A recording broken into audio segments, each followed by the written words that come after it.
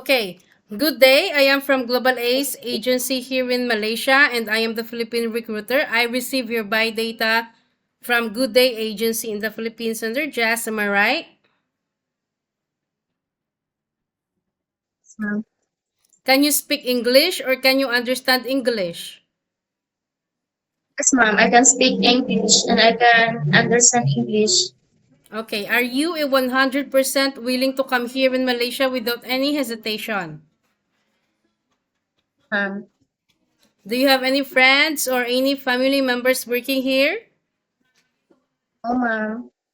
Please speak louder, Maiden. I cannot clearly hear you. Okay, so our interview, No, this is ma'am. recorded and it will be uploaded in our YouTube channel. But at the same time, your profile will be uploaded in our website. Do you agree?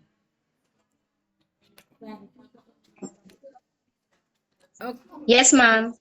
What is your name?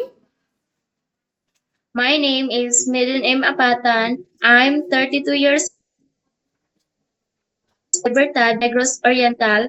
I have two kids and married. 11, I have one son and one daughter, 11 years old and 5 years old. I am Roman Catholic. Okay, I need to know some few more details from you. When is your birthday? May 7, 1992. What is your height and your weight? What is your My height and height your weight? is My height is 5'2" and my weight is 59 kilos. What about your religion? What is your religion? Roman Catholic. What about your educational background? Le- Okay, so is your family allow you to come and work here in Malaysia? Yes, ma'am. Okay, so how many brother and sister do you have?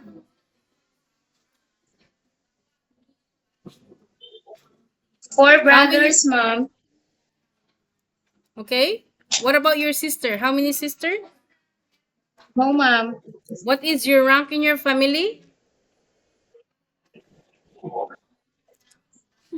Eldest, Okay, what about your husband? How old is your husband and what is his occupation?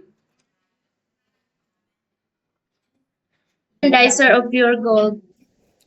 Okay, so we don't have problem later once you come to work here in Malaysia because your husband allow you to come and work here, right? Yes, ma'am. Okay, so in your by data, it was stated that you have a working experience way back 2018 to 2020 as a nanny for 2 years, correct? Yes, ma'am. Okay, can you share it with me? How old are the children? Did you take care and what are your duties there to your previous employment in Philippines? 2 years old, ma'am. Okay, you only take Uh, care a child, yes, ma'am. so you didn't do house chores, cooking, laundry, and ironing? I do. Yes, ma'am. I do cooking, laundry, and all household chores, ma'am. Okay, way back also 2013 to 2020, 2017, you are a full-time mom. Okay, so after 2020, you also a full-time mom or did you have some any like what work did you do? I'm an online seller, ma'am. Online seller. 2021 until recently, you are an online seller. Yes, ma'am. Okay, are you okay to take your children while doing house chores at the same time? Yes, ma'am. Can you take your baby? Yes, ma'am. Can you take your elderly people?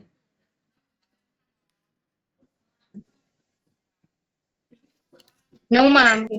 Can you take your elderly Ma'am. people? No, ma'am. Can you cook?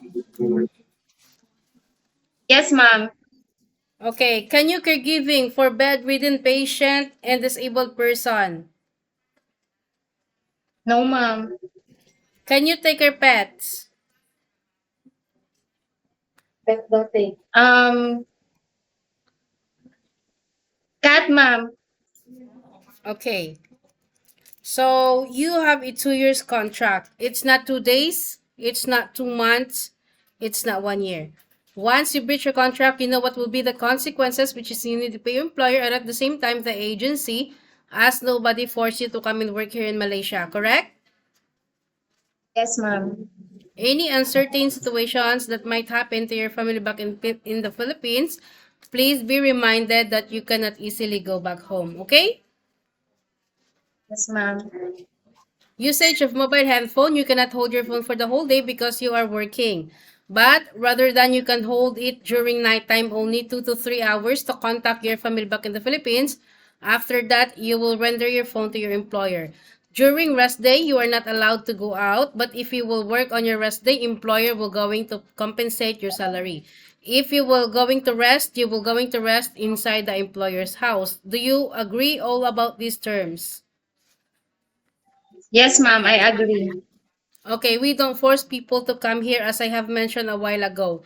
If you agree it's okay, you can come, then we don't have problem later. We just don't want that you will going to demand us about all these things because in our initial interview, we already informed you about the rules and regulations, okay? Okay, ma'am.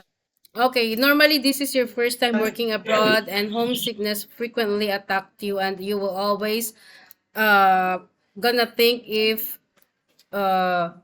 working abroad is really fit to you. There was such some time that you will just going to questions yourselves. Okay, but how will you gonna fight your homesickness later?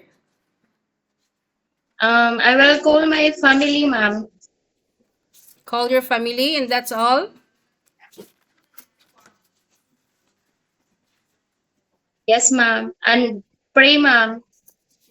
Okay, so please be remind yourself that we are not the boss here, okay? In Philippines, we might be the boss, but in other countries, no such a thing. We are just a foreigner that we wanted to earn some money because we wanted to sustain our family's needs, correct? So all we need to do is to have some good attitude, respect the employer and follow the rules and regulations because you are the one who will going to stay inside their premises for 2 years, okay? Okay, ma'am.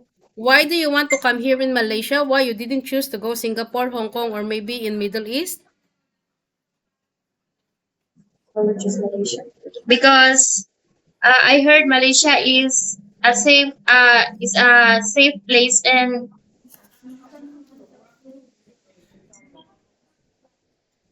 Sorry, can you repeat again?